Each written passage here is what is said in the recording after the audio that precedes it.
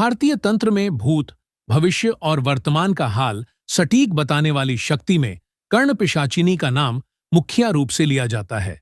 कहा जाता है कि इस पिशाचिनी को सिद्ध करने पर साधक किसी भी व्यक्ति का भूत, वर्तमान और भविष्य ठीक ठीक बता सकता है। यह पिशाचिनी स्वयं साधक के कर्ण या मस्तिष्क में सब डाल देती है। यह देवी योगमाया का ही एक अंश मानी गई है।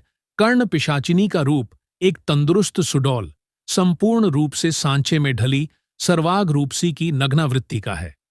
इसकी सिद्ध कामभाव और रतिभाव से की जाती है, अर्थात यह सुंदरी देवी साधक के भोग भाव से प्रसन्न होती है।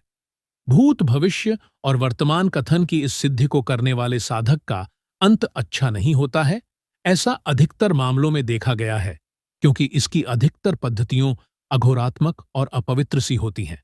इसके साधक का अंतकाल घोर दारिद्र्य और दुखद दशा में होता है। कहा जाता है कि महान भविष्यवक्ता कीरो ने भारत आकर यह सिद्ध की थी और उसका अंतकाल इसी कारण अत्यंत दुखद रहा।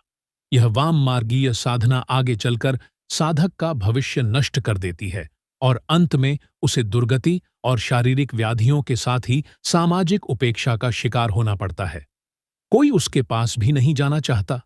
कर्ण पिशाचिनी शरीर स्वस्थ रहने तक साथ होती है, उसके बाद यह साधक को अपने अनुसार संचालित करती है।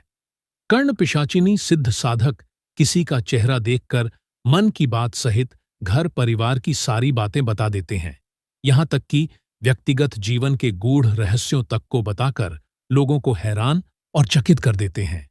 मन में सोचे प्रश्नों का कागज पर लिखाकर उत्तर दे देते हैं। सामान्य बुद्धि से यह बहुत बड़ा रहस्य